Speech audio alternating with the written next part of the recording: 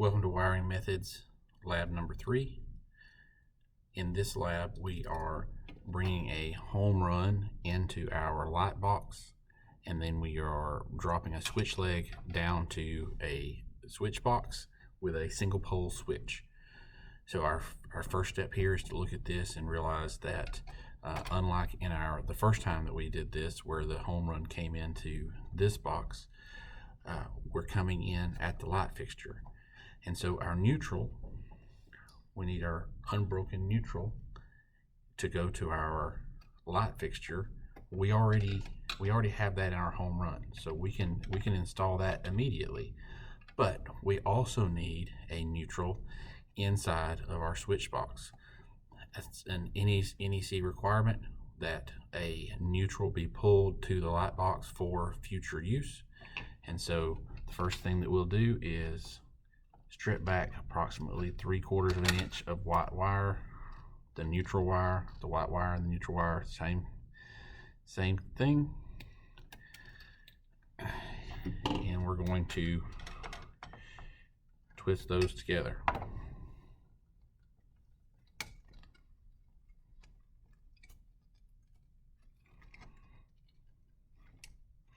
I'm twisting in a clockwise direction, and if you notice, my twist has been done in a manner so that I cannot pull these wires apart. They're mechanically bonded together. I'm going to trim off that rough edge, and I'm going to put a wire nut on that, but not before adding my light fixture wire. Now, where we had the mechanical bond with the solid wire, this stranded wire we're going to wrap around the best that we can, and the wire nut is going to help us seal on that stranded wire. Make sure that it's firmly connected, and I'm going to set this off to the side, get it out of our way for a moment. I'm going to set our black and red wires out of the way, and we're going to go ahead and get our bonding done with our ground wires. Now, coming down into the box, we're going to twist together our grounds,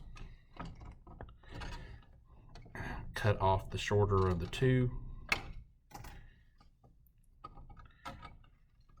clean up that twist slightly, and then I'm going to add my green wire nut onto that and get it twisted on there, and that gives me a tail to attach to my light.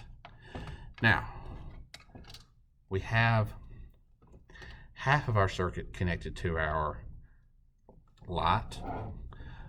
We need to connect to the other side of our light, but before we do, if I were to connect this home run directly to it, that light's going to come on, it's going to stay on, it's not going to be able to turn off. We want to turn it off, and so we need to run through a switch. Our switch will be in this switch box.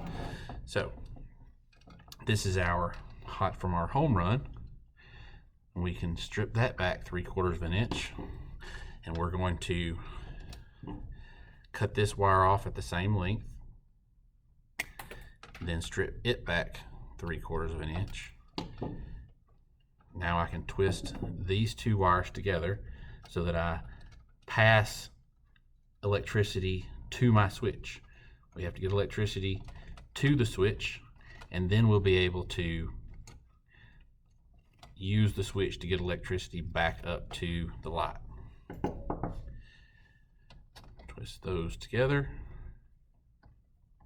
with a wire nut. Once again, I twisted those together in such a way they wouldn't come apart without the wire nut. And I'm tucking those down into the box.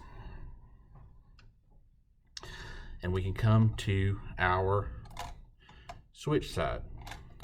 So our ground, we're gonna turn a little hook, and it's going to get attached in a clockwise manner. We can close that with these pliers so that it's attached even without the set screw being set down. So now I can set the green ground screw on that wire, and it's fully attached. Our white wire, we're going to stick a wire nut on the end of that. It's not being used, so we're going to tuck that into the back of the box for future use in case someone wanted to add a motion detector or some kind of Alexa enabled device, some sort of invention that hasn't been invented yet that they may want to control lighting in the future. And we're going to strip back our black and our red, approximately 3/4 of an inch. Turn a hook on both of these.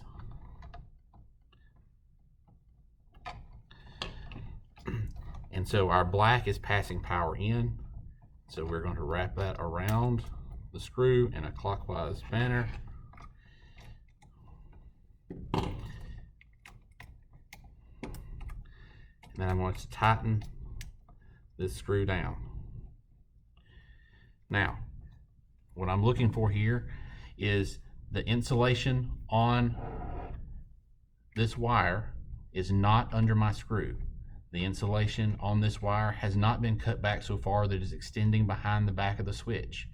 It's been that 3/4 of an inch leaves me just enough wire so that when the hook is bent, that hook wraps around this screw.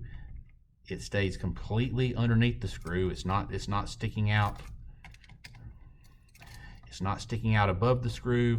It's not, once it's wrapped around the hook, the tip of the hook is not coming out past the edge of the switch. It's all contained right there underneath my screw, so that when I tighten the screw down in a clockwise manner, it's pulling that wire tight underneath there. And so then I'm going to do the same thing with the red. This is my traveler going back up to our light fixture. I can use my pliers to pull that in a little tighter. Same thing here, that we have my insulation is cut and my hook is twisted in such a way that the insulation is not under my screw and it's not been cut behind the switch, so that there's bare wire showing behind the switch. I will be grading on that this week. All right, so everything is connected there. So that is our switch is done. I'm going to come back to this side, 3/4 of an inch.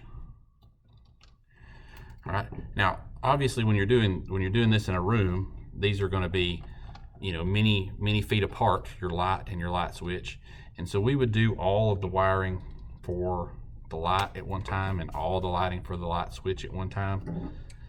I'm trying to show you in a systematic way, as the electricity flows from one place to another, and so we're jumping back and forth. But now our red wire is connected to the hot side of our light, and then the last piece is our ground wire, which should attach to our light, but the cheap light fixtures do not have a ground, and so we're going to tuck that into the back of the box. Now, for this class's purposes only, I will be tying the black and the white together here. That allows our battery operated light to work in this circuit so that we can see that it works. You would never tie the black and the white together in the field. That would create a dead short.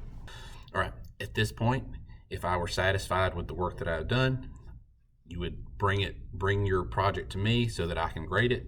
I'm going to twist the battery operated light in, turn the switch on, our light comes on, turn the switch off, our light goes back off. It works as it's intended. I would check your work for what we had mentioned here with the hooks and having wire sticking out. I would be checking for nicks and cuts in the wire. There are some, we're reusing boxes, we're reusing this wire.